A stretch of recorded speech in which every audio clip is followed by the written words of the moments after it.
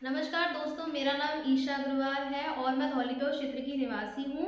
और आज हम यहाँ अपना सेशन शुरू करने वाले हैं जिसमें सर मेरे से कई सारे सवालों पूछेंगे और उनका मैं उत्तर देना चाहूँगी।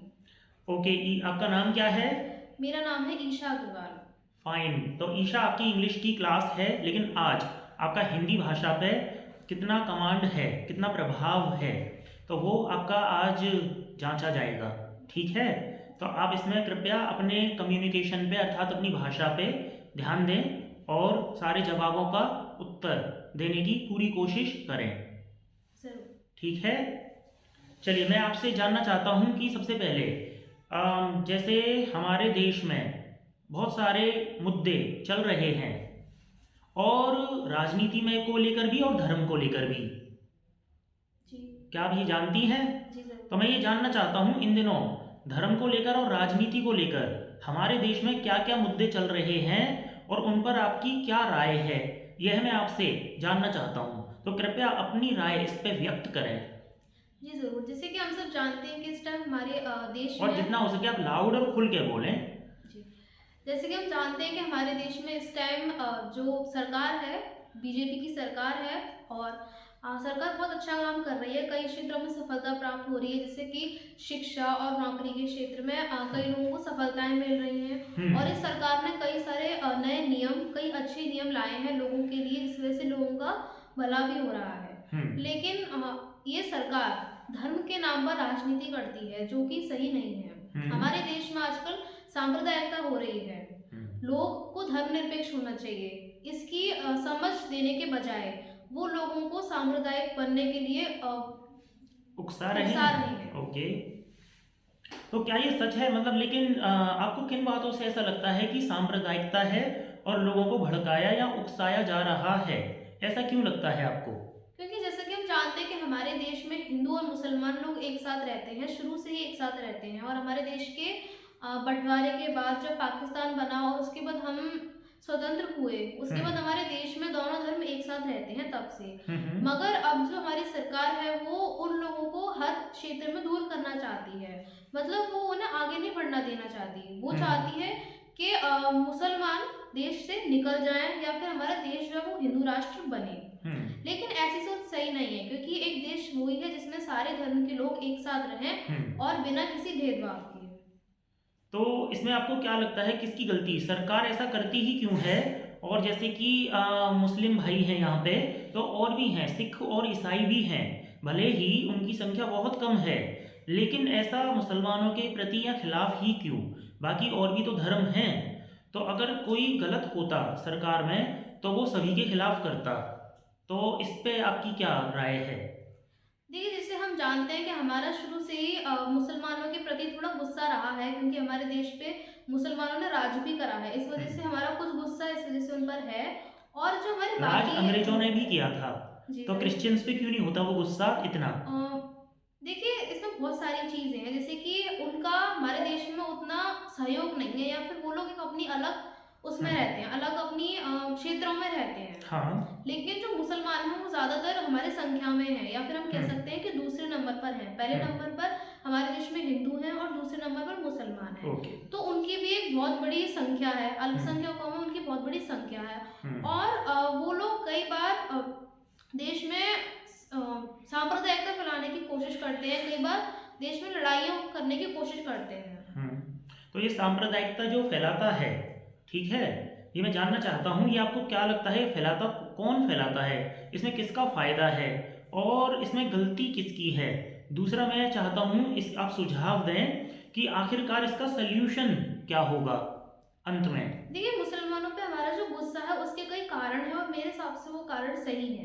पहला कारण तो ये है कि जैसे हम जानते हैं कि हमारे देश में हमारे कई सारे मंदिर हैं जिन पे मुसलमानों ने अवैध रूप से कब्जा किया, जो कि एक बहुत बड़ी वजह है कि हम उनसे खफा रहते हैं या फिर हमारी उनसे लड़ाइयाँ रहती हैं। जैसे कि हम अभी जानते हैं, अभी कुछ समय पहले ही बहुत सारे केसेस आए हुए थे, जैसे कि एक ज्ञानवापी मंदिर का केस आया था जिसमें कि अ, उनके यहाँ शिवलिंग मिला था, वो भी मस्जिद के अंदर। और कई सारी ऐसी आर्किटेक्चर, ऐसा पुरातत्व विभाग का सामान या फिर ऐसी बहुत सारी कलाएं मिली थी जिनसे ये साबित होता है कि वहाँ मंदिर था, मस्जिद नहीं थी। तो इस वजह से उन लोगों ने कुछ ऐसी स्थितियां स्थितियाँ बनाई जिसकी वजह से आज हमारी उनसे लड़ाइयाँ हैं और हमारे देश में धर्म के नाम पे राजनीति भी हो रही है। तो इस पे मेरा सवाल यह है कि जैसे ये जो भी काम हुए थे, जैसे अवैध कब्जे हुए, है ना, तो क्या होता है जैसे अगर कभी किसी का शासन रहा हो तो वो अपनी मनमानी करते ही हैं। तो इस हिसाब से जब उनका मुगलों का शासन था, है ना, जैसे पहले एक समय अंग्रेजों का भी था, तो अंग्रेजों ने भी बहुत ऐसे गलत कोई ना कोई काम किए। जब शासन में होते हैं तो अत्याचार करते हैं, लेकिन वो तो क्या इसका जाति और धर्म से अंतर है? क्योंकि अंग्रेजों का भी देखो, वो क्रिश्चियंस थे, मुगल थे तो वो मुस्लिम्स थे। तो लेकिन इसका मतलब क्या आप ऐसे मानेंगे कि सभी लोग गलत हैं? और पुराने इतिहास को उखाड़ना कि अब के समय में उचित होगा क्या ये? जी देखिए, अगर हम पुराने इतिहास को लाएं तो देखिए इतिहास बहुत सारी बातें बताता है हमें, और ये ज़रूरी है क्योंकि हमें अपने देश की असली बातें पता चलनी चाहिए। हमारे मथुरा में देख लीजिए, हमारी मस्जिद है, क्या नाम है उसका, जी जो कृष्ण भगवान के कृष्ण मंदिर की भगवान के जन्मभूमि के मंदिर, पास में। हाँ जी, जन्मभूमि ठीक के है। बगल में जो है हाँ। मस्जिद, तो अब हम उस मस्जिद को अगर देखते हैं तो ये मस्जिद बाबर के द्वारा बनवाई गई थी। ये औरंगजेब जी। यहाँ पहले केशव देव जी का मंदिर हुआ करता था, ऐसा कहा और माना जाता है और हमने पढ़ा है। तो औरंगजेब के द्वारा इस मस्जिद को बनवाया गया था। लेकिन हमारा जो धर्म है या फिर हमारी संस्कृति जो है, हमारी किताबें जो है, हमारे पुराण जो है, वो ये कहते हैं अभी भी कि जिस जगह मस्जिद बनी हुई है उसी जगह भगवान का असली मंदिर है, असली कमरा है। तो क्या ये गलत नहीं है कि उन्होंने उस समय तो वो चीज लेकिन बनाई? इन सब चीजों के हल क्या निकलेंगे? अगर हम अगर उन इन चीज को हटाएं तो हाँ। हमें असलियत पता चलेगी। हटाएं, लेकिन हटाना वो कैसे उचित मान लेंगे जिनका वहां पे है, जिनका वहां पर मस्जिद है? देखिए, ये ठीक तो है। हम जानते हैं कि मंदिर के बगल में मस्जिद अवैध रूप से बनाई गई थी। नहीं, अब इस केस उसके में मेरा क्वेश्चन यह है कि आप फिर एक दूसरे धर्म के लोगों को किस तरह से संतुष्ट कर सकते हैं, क्योंकि उनके सेंटीमेंट्स अर्थात उनकी भावनाएं जैसे आपकी हिंदू रिलीजन में, धर्म में जुड़ी हुई हैं, ठीक है, तो आप इसको समझने की थोड़ी कोशिश करें। तो इसका हल क्या निकलेगा?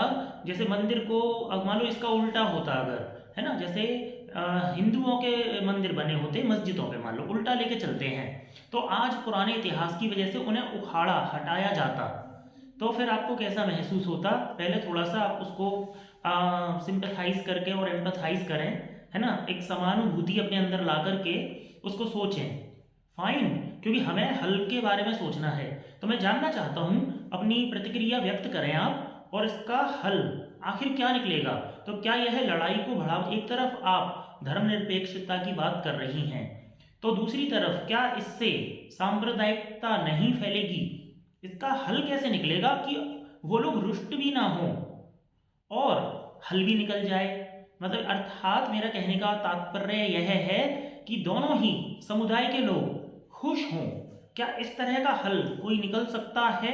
जी, हल बहुत सारे हैं अगर हमारी सरकार उस तरफ में देखे। जैसे कि हम सब जानते हैं, सबसे पहली बात, अगर मैं हिंदू हूँ और मान लीजिए जैसे आपने कही कि अगर जो स्थिति है वो उल्टी है कि हमारे मंदिरों को हटाया जा रहा है या फिर उन्होंने इस तरह से कब्जा किया हुआ है, तो मेरे हिसाब से ये चीज़ें सही हैं, क्योंकि सबसे पहले इतिहास ज़रूरी होता है, इतिहास को छानबीन करना ज़रूरी होता है। इसलिए अगर वो लोग देखना चाहते हैं, अगर हमारी चीज़ सही है, अगर उन्होंने जो मस्जिद बनाई हुई है वो सही है, तो वो दिखाने से डरते क्यों हैं? ओके। अगर उनकी मस्जिद सही है तो वो दिखाने से नहीं डरना चाहिए, उन्हें तो आराम से बताना चाहिए कि ये वो है, ये है। तो लेकिन वो लोग मस्जिदों को दिखाने से डरते हैं, और कई सारे नेता हैं जो गलत बयान देते हैं, लोगों को भड़काते हैं, तो ये बात सही नहीं है। इसलिए अगर एक मुसलमान होने के नाते भी अब यहाँ एक विरोधाभास है। एक तरफ आप उसकी बात कर, आपने खुद ही कहा कि राजनीति में जो हमारे नेता हैं इन दिनों सांप्रदायिकता फैला रहे हैं, लेकिन आप भी वही बात कर रही हैं, है ना? तो फिर ये पैराडॉक्स अर्थात विरोधाभास हो गया आपकी अपनी ही बातों में, है ना? क्योंकि एक ये विरोधाभास हुआ ना, ये कि आपने एक तरफ का नेता सांप्रदायिकता फैला रहे हैं, पर आप भी ये कह रहे हैं कि नहीं, जो हिंदू हैं वो अपनी जगह सही हैं, क्योंकि वो मस्जिद के नीचे क्या है, उस चीज़ को उजागर करना अर्थात एक्सकावेशन होना, खुदाई होना, है ना, और एक तथ्य का उजागर होना बहुत जरूरी है, ऐसा आपने कहा। तो यही तो मुद्दा है जिसमें राजनीति में एक सपोर्ट मिल रहा है, एक सहायता मिल रही है है ना? तो फिर ये तो विरोधाभास हो गया। ये दोनों बातें कैसे हो गई? आपकी अपनी बातों में विरोध है। जी, जैसे कि मैंने अभी कही कि कई लोग गलत बयान दे रहे हैं, कई नेता गलत बयान दे रहे हैं और संग में मतलब लोग जो हैं, मुसलमान लोग जो हैं, वो अपने मस्जिदों को दिखाने में, उनकी जांच पड़ताल में वो नहीं चाहते कि उनकी जांच पड़ताल हो। तो पहली हम्म। बात ये चीज़ गलत है। नहीं, अगर यहाँ पे एक बात है, वो मान लो कई उसमें एक ऐसे भीड़ भी होगी जो ये चाहते होंगे कि इनको छेड़ा ही ना जाए, यानी अर्थात वो ये चाहते हों और होंगे ऑब्वियसली कि नहीं ये ऐसा है, अब जो पहले जो हुआ वो हो गया है ना, अब जो है आप उसे एक्सेप्ट कर लें, वो ये है उम्मीद कर सकते हैं, तो उन्हें छेड़ा ही ना जाए, ऐसा उम्मीद वो लेकिन हम करते उन्हें हैं। कोई नुकसान नहीं पहुंचाना चाहते। हम उनके अगर हम्म। मस्जिदों की जांच पड़ताल कर रहे हैं तो हम उन्हें कोई नुकसान नहीं पहुंचा रहे हैं। हम केवल देखना चाहते हैं कि आखिर उनके अंदर है क्या। अच्छा उसमें चलिए, कोई अब बुराई इस नहीं एक है। कदम और आगे हम बढ़ते हैं। चलिए मान लीजिए उसके अंदर अवशेष निकले भी, वो कई जगह पे हैं, है ना, जैसे अगर हम चलिए मान लीजिए एक मुस्लिम व्यक्ति है, तो वो आपसे पूछता है कि जैसे जाहिर सी बात है ताजमहल के नीचे भी शंकर भगवान की मूर्ति निकल सकती है, तो फिर आप क्या करेंगी इस केस में? क्या आप ताजमहल को वहां से हटा देंगी और फिर वहां पे भगवान का मंदिर बनाएंगी? कृपया हमें बताएं। जी नहीं, कई सारे हमारे जो मंदिर हैं या फिर जो कई मस्जिद बने हुए हैं, उनसे ये साबित हो चुका है कि उनके नीचे मंदिर बने हुए साबित दिखाई है, दे रहे हैं। हमने यानी कि अर्थात मान लीजिए यहाँ उस समुदाय ने स्वीकार कर लिया, क्योंकि उनका राज था मुगलों का, तो उन्होंने चूंकि उनका राज था तो तोड़े उन्होंने, they demolished several temples and made mosque, right? तो नाउ क्वेश्चन अराइजेस, या even if it is true, right, but I told you, even if let's say a statue of Lord Shiva is buried that beneath or under that Taj Mahal, so will it be appropriate to just demolish the Taj Mahal, such a beautiful building, and just to construct a temple because of the history? So would you agree with it or not? Now please answer my question. I think if these things are not yet proven Hmm. and many things have been proved, so if these things are proved, then it is our responsibility to investigate them. Investigation is done. Consider it done.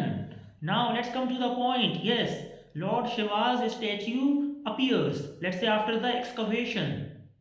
Right? Now tell me. So what then? Yes, it will be proven. Fine. Not to talk about, that the proof. I'm just simply accepting. Yes, that Lord Shiva's statue is there. Buried, right? Means was there. Fine, in the ground. Now, what will be the result or solution after you get to know? Yes, you will just get a news. Oh, yes, that's true. Lord Shiva's temple was there. But now, what will be the conclusion, solution behind it? I need to know that. Um, we can construct a same temple here, there also. There also. Yes. So, will you demolish the Taj No, Mahal? we will not demolish it. We will Then just how will it be possible? we can make it just a side because as we know it is a wonder place. So it depends on the land. Let's say if you own a land, obviously it's up to you whether you make a temple or a mosque in your land, in your home. You can demolish your home also, and either you can get the temple constructed, Yes. or a mosque constructed. But it is not like is it related to history? No, it is related to the ownership. If you own a land, then you can do it, right? Right. So what is the solution? Could you talk about it, please? I'm not getting your point. I'm telling you that it depends on the ownership.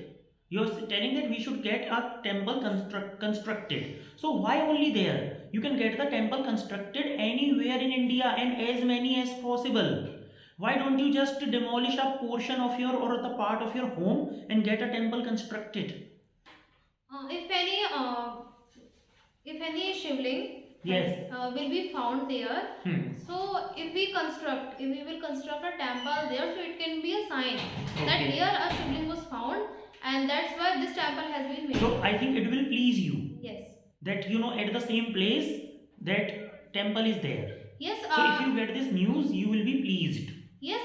Because this will be a satisfaction. Satisfaction, right? So that all the Hindus are seeking this satisfaction. That is the issue in the country. So on this issue, that all this issue is being politicized. This issue is being encashed, which you criticized in the beginning. Otherwise, I wouldn't have spoken that much. But on the one hand, you just clearly say or assertively say you want that secularism. On the other hand, you just simply talk about the things which will actually give birth to the communalism. So how? Isn't it a paradox? Isn't it contradicting? No, I don't That think is my question. I don't think it is contradictory. It was contradicting. Because in our country, except of the Muslim people, we are living with Christians. Yes. And Punjabis people are there, and as we know, India is a very diverse country. All castes are there and all religions are there. But only Muslims have been the primary means cause of fighting. But we are living with all other castes, like Sikh are there and the Christians are there. So it means it is secularism. So but who will justify? Who will judge that? Who is at mistake? Because you have to see this issue from both the people's perspective, don't you? You have to. In our country, we are living. But how can you bring harmony in the relation then? I'm actually really, because obviously, do you want that Hindu and Muslims to fight? No. Don't you want that Hindu and Muslims to live in harmony, in good relation, yes, happily? So on the one hand, you expect it. So then I also wish the same to happen, right? So then, but by the time that issue is there, then how would it be possible?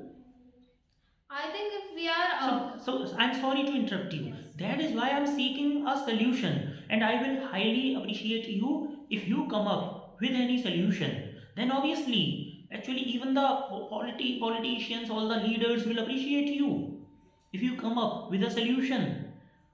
I think if we are demolishing that mosques because they have because they have a old history, so it is good. But there is also a solution to satisfy the Muslim people, and the solution can be we can give extra land to them to make their mosque and their religious places. As we can see that if we go to Agra, then there are historical places like Fatehpur Sikri is there. Right. So that is the place of Akbar the Great. He was also a Muslim and it is a historical place. So that place is a heritage of our country. So if we provide them extra land to construct their mosque along with our temples, so it can be good. But it is also not good that we are living just like the mosque is above the temple. Okay. There should be equality. Not even above, on the temple, Yes. right? Okay. So Isha, well, so many things are there to discuss with you, and very nicely you tried to answer the questions in Hindi as well as English, right? So I wanted to see your command over both the languages, right? And was in Hindi as well as in English, you just tried your best to answer the questions, and I saw many good efforts from your side, right? But yes, your answers should be convincing, right? And मैं अपने दर्शकों को बता दूं कि यहाँ ये जो भी कुछ है वो रोल प्ले एक्टिविटीज़ हैं, फाइन। इसका मतलब ये जरूरी नहीं कि वो हमारी व्यक्तिगत राय ही हो, है ना, क्योंकि हम एक वकील की तरह हमारा काम है आर्ग्यूमेंट करना, राइट? तो हमें we actually act as a lawyer, right? And ये सिर्फ कम्युनिकेशन स्किल्स के लिए है, हमारे पर्सनल राय जरूरी नहीं है कि उसमें हो, फाइन। जस्ट हम आपके व्यूज़, आपके विचार उसमें क्या हैं, इसी वजह से हम आपके हमेशा ज़्यादातर खिलाफ बोलने की कोशिश करते हैं, राइट? Okay, fine Isha. तो हाँ, मैंने आपके साथ काफ़ी आर्गुमेंट किया और आपने उसको अच्छे से हैंडल किया और कोशिश की, फाइन। फिर भी घर जाकर के आप और सोचिएगा, इससे आपका कम्युनिकेशन स्किल है वो बहुत स्ट्रॉन्ग होगा, right? Okay, fine. So that was it. I mean, I was in conversation with Isha Agarwal from Dholipiaw, right? And you have been, or you are a student in RLPKD? Yes. Ratanlal Phul Katori Devi, right? Okay. So Isha, एक बार एक question और है आपका, English medium में अपना experience share करें, कैसा रहा? इन हिंदी? यस, इन हिंदी बोलिए, चलिए। इंग्लिश मीडियम में मेरा एक्सपीरियंस बहुत अच्छा रहा है, क्योंकि हमारे यहाँ जो शिक्षा है वो रचनात्मक दी जाती है, लेकिन उसमें कोई प्रयोग नहीं होते हैं। लेकिन अगर हमें भाषा भी सीखनी है, जैसे कि विज्ञान में प्रयोग होते हैं, ऐसे ही अगर हमें भाषा भी सीखनी है तो उसके लिए प्रयोग चाहिए होता है, और वो प्रयोग होता है बोलना। राइट। अगर हम केवल कॉपी किताब में पढ़ते रहें उस इंग्लिश को या फिर उसे बोलने की कोशिश करें, तो उसका ये मतलब नहीं कि आपको इंग्लिश आ गई। अगर आप इंग्लिश बोलते हो, अगर आपकी वोकेबलरी अच्छी है, अगर आपकी प्रोनाउंसिएशन अच्छी है, it means you know English. And English ऐसी होनी चाहिए कि आप किसी फॉरेनर के सामने भी कॉन्फिडेंटली बोल पाएँ। ओके, चलिए ईशा, बहुत अच्छा लगा आपसे बात करके, और हम फिर हाजिर होंगे कुछ नए क्वेश्चंस, कुछ नए सवालों के साथ में। तब तक के लिए बाय एंड अलविदा।